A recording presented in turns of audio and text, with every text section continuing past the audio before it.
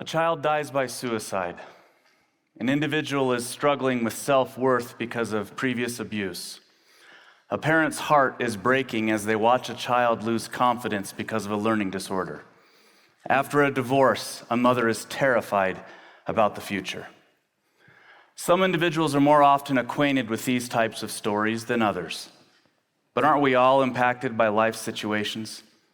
We all have people who are close to us who struggle at different points in their life and are left vulnerable. We may be a friend, a church leader, a neighbor, family friend, a coworker, but we're all placed in situations to help. And we often have a desire to help, but are not sure what to do. Most of life's situations are complex. There are not bumper sticker solutions to the complex challenges we experience in mortality. We could say that many of life's challenges are chronic, not acute. However, when someone expresses a vulnerability, a struggle, a challenge, there is a desire to help, and we often offer our best solution. This can come in the form of a resource, advice, or experience when we dealt with something similar. Although I believe strongly in effective resources and good advice, if the timing is wrong or if the advice is stated as a cure-all, it can feel trite or even hurtful. Many, if not most, of the challenges in life are ongoing. There is often not a simple quick fix. Therefore, how can we help? In the Book of Mormon, there is a phrase that has stuck with me. There's an invitation for a group of people to enter into a covenant with God and be baptized. In the explanation of the covenant that is made, it states, willing to mourn with those that mourn. What is the difference between mourning with and mourning for? To me, it seems that there's a built-in understanding that mourning with implies a journey, that we covenant to walk the path alongside, to listen, to show love, compassion, and kindness. To me, this covenant reminds me I don't have to have all the right answers or resources. I can simply be available. When an individual is experiencing tragedy or is working through difficult feelings, behaviors, moods, thoughts, it may be a time to mourn with them as opposed to doing something for them. Helping and serving others with an immediate need should not be diminished, but it is also important to recognize there are times to sit with, listen to, and validate what someone is feeling rather than giving advice or a resource. There are times to recognize it can be most helpful to mourn with someone rather than mourning for them. Even interventions that are helpful and useful can hurt if the timing or tone are off. When someone is sharing a complex personal struggle, we might feel the need to give a solution. Read this, do that, stop with this. The reason this can feel tricky is because the solution might even be accurate and helpful. Yet if the wrong time or the wrong tone, this piece of advice can feel hurtful. Timing matters. If someone is sharing a vulnerability, it can be a healing thing for them to have you actively listen. Genuinely try to connect with them or sincerely try to remember a time you felt a similar emotion in your life. In fact, thanking them that they told you and acknowledging you don't know what to say can be more healing than almost anything else you could do. Think of the most vulnerable moment in your life. Take a moment to do that. Okay, you have it?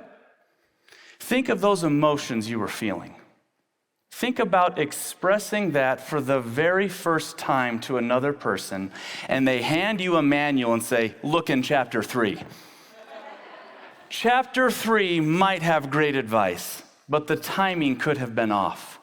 So again, timing matters. Tone also matters. If someone is sharing a vulnerability with you, genuinely try to connect with how they are feeling. Human relationships should not be mechanical. When someone opens up about a vulnerability, they're probably aware of the solution, but fear doing it. I have always been very touched by the scripture, Jesus wept. In this story, Mary and Martha are mourning the loss of their brother Lazarus. Mary expresses a sentiment that if Jesus had been there, then this death would not have happened. The moment is touching. I am touched that it appears that Jesus wept in part because Mary and Martha were weeping. He was present with them. In my work, I come across vulnerable experiences often. Consider the following situations as examples and listen for the difference in approach. Example 1, here's the vulnerability. Someone says, I don't know what has happened to me. The dentist gave me some painkillers 6 months ago, and I can't fully explain it, but I think I have a drug problem. Response, you should stop taking drugs illegally. Or, my church offers a 12-step program. You should go there. Again, this might be wonderful advice, but the timing feels condescending. Often the person will want to close up.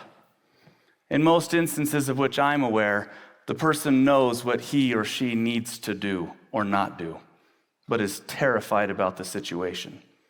In many cases, individuals know principles and doctrine that have been taught that would apply in their situation, but the situation feels overwhelming. Compare that example with the following and imagine the emotion you might feel if you were the one sharing. The person expresses the vulnerability. I don't know what has happened to me.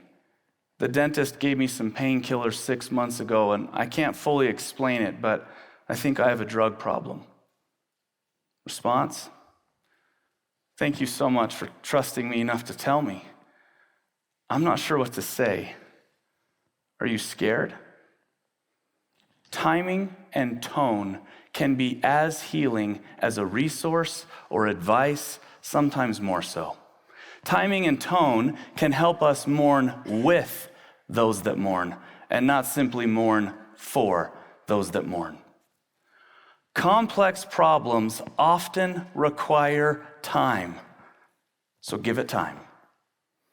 We can sometimes get caught in believing that if I do this, then I will immediately get that. I was touched by a story I heard of a young man who was wrestling with a very difficult life question. The young man approached his bishop, his local congregational leader, with whom he had a wonderful relationship, to talk about this question. The bishop had not worked with someone in this particular situation before. He continually offered his support, and at one point in his journey, this good bishop asked, "What resource can I help you get?" The young man, who was already well aware of all existing resources on this matter, said, "Bishop, you're the resource." The relationship was healing and enabled the bishop to help the young man come to the ultimate healer, Jesus Christ. A few years ago, I had an experience with my good friend that taught me a lesson in a very profound way. My friend and his wife were experiencing some tough times. This wonderful woman was a young mother of 5 and had experienced some health challenges.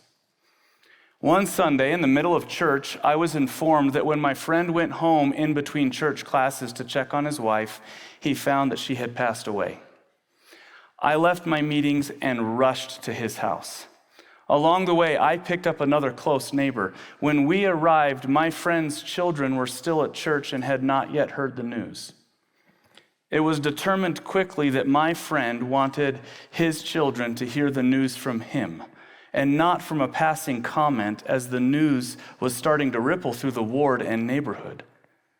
Through a series of quick events, I found myself standing alone with my friend between the time of learning of his wife's passing and before his children knew. He asked me a question that has never left me. "Sheldon, How do I tell my children that their mother has passed away? At that point in my life, I was a licensed counselor. I had visited with hundreds of individuals who had experienced grief and loss. I had taught dozens, if not hundreds, of lessons on covenants, God's plan, and faith. And yet, in that moment, I had nothing to say. We hugged and cried.